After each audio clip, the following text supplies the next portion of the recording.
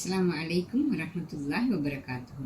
குர்ஆனிய சிந்தனை தஃப்சீரிலிருந்து சூரா அன்-நாஸிஆத் தொடர். ஃபகுல் ஹல்லக இதா அன் தஸக்கா வ அஹ்தியக இலா ரப்பிக ஃபதஹ்ஷா. நீர் தூய்மை பெற வேண்டுமா? உமது இரட்சகனிடம் செல்ல நான் வழிகாட்டட்டுமா?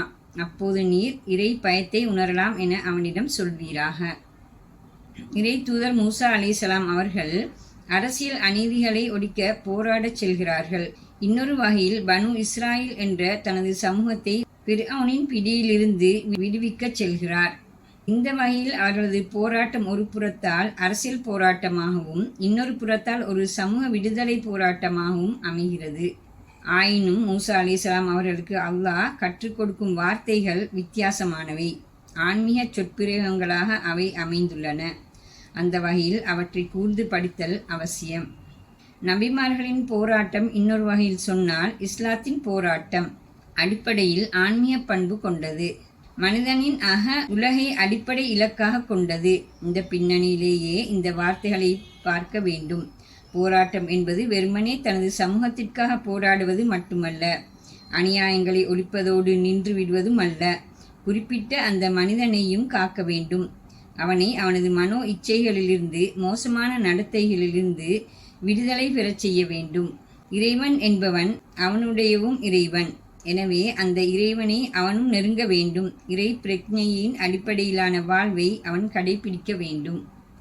மனிதனை சுய கட்டுப்பாடு கொண்டவனாக மாற்ற வேண்டுமானால் அவனின் உள்ளிருந்தே அக்கட்டுப்பாடு உருவாக வேண்டும்.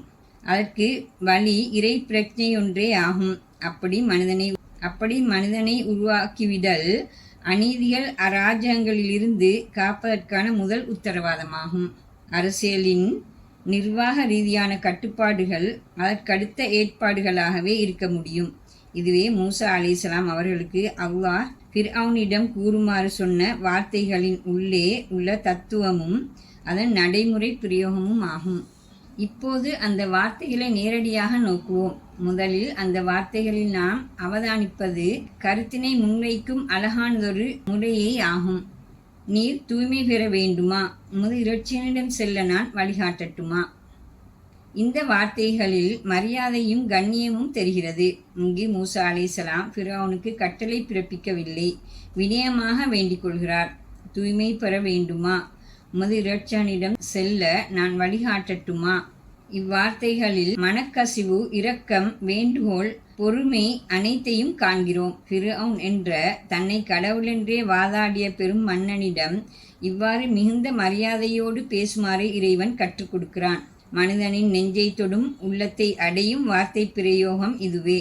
இது இஸ்லாமிய தூதை எத்தி வைப்பதன் அடிப்படை உண்மை என்பது புரியப்பட வேண்டும்.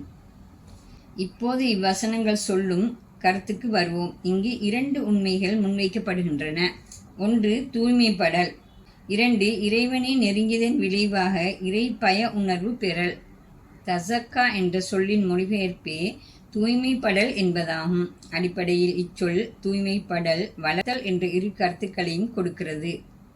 மோசமான மனநிலைகள், உணர்வுகள், தீய நடத்தைகள் என்பவற்றிலிருந்து தூய்மை பெறலையும் தன்னை நல்லுணர்வுகளாலும் நற்த்தைகளாலும் வளர்த்து கொள்ளலையும் இது குறிக்கிறது. இது ஆன்மீக பயிற்றுவித்தலின் ஓர் அடிப்படை பகுதி. அடுத்து இறைவனை நெருங்குதல். அதனை மூசா அலைஹிஸ்ஸலாம் சொல்லும் அமைப்பு மிகவும் ஆழமானது. உனது இரட்சகனிடம் செல்ல நான் வழிகாட்டட்டுமா? ஒரு பயிற்றுவிப்பாளனின் பணி பயிற்றுவிக்கப்படுவோனை இறைவனிடம் செல்வதற்கு வழிகாட்டி அழைத்து செல்வதாகும். அப்படி இறைவனிடம் கொண்டு சென்று விட்டால் இறை பய உணர்வு பெறல் இயல்பாகவே உருவாகும்.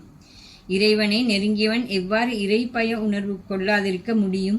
இந்த வகையில் பயிற்றுவித்தலின் அடுத்த அடிப்படை உண்மை மனிதனை இறைவனிடம் கொண்டு விடலாகும். இறைவனிடம் செல்லும் வழி எது? எந்த வழிமுறையை கையாண்டால் இறைவனிடம் அழைத்து செல்லலாம் என்பது ஒரு பயிற்றுவிப்பாளன் பெற்றிருக்க வேண்டிய அடிப்படை அறிவு என்பது இதிலிருந்து தெளிவாகிறது. இங்கு எமது கவனத்தை ஈர்க்க வேண்டிய அல் குர்ஆனின் நுண்ணிய சொற்பிரயோகம் ஒன்றுள்ளது. அதுதான் உமது இரட்சகனிடம். இது 2 கருத்துக்களை கொடுக்கிறது. 1, நீ அடையப்போவது உன் இரட்சகனை, உன்னை வளர்த்து ஆளாக்கிய உனது இறைவனிடம். எப்படி உனது இரட்சகனை நீ நெருங்காதிருக்க முடியும்? அவன் உன்னை வளர்த்து உருவாக்கிவிட்டவன், உனக்கு நெருக்கமானவன். இவ்வாறு இப்பிரயோகத்தின் மூலம் உள்ளத்தை தொட முனைகிறது இவ்வசனம். 2. ஃபிர்அவுன் தன்னை கடவுள் என வாதாடியவன். அந்நிலையில் அவனிடம் போய் உமது இரட்சகனிடம் என கூறும்போது அது நீ உண்மையில் கடவுள் அல்ல, உண்மையான கடவுள் ஒருவன் உள்ளான் என்று சொன்னதாகிறது. அத்தோடு உன்னுடைய கடவுளையே நான் அறிமுகப்படுத்துகிறேன், எனக்கென்று அல்லது பனு இஸ்ராயேலுக்கென்று தனியான ஒரு கடவுளை நான் இங்கு விளக்க வரவில்லை என்று சொன்னதாகவும் ஆகிறது. ஃபிரவுன் இந்த அழைப்புக்கு என்ன பதில் சொன்னான்?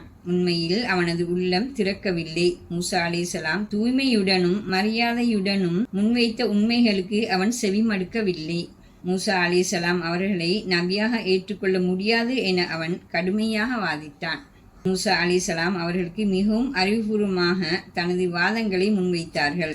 இறுதியில் மூசா அலைஹிஸ்ஸலாம் தன்னை நிறுவிக்கொள்ள 2 பெரும் அத்தாட்சிகளை காட்ட வேண்டியதாயிற்று. அதனை அடுத்த சூரா சொல்கிறது. இன்ஷா அல்லாஹ் தொடரும். அடுத்த வீடியோவில் சந்திப்போம். அஸ்ஸலாமு அலைக்கும் வரஹ்மத்துல்லாஹி வபரகாத்துஹு.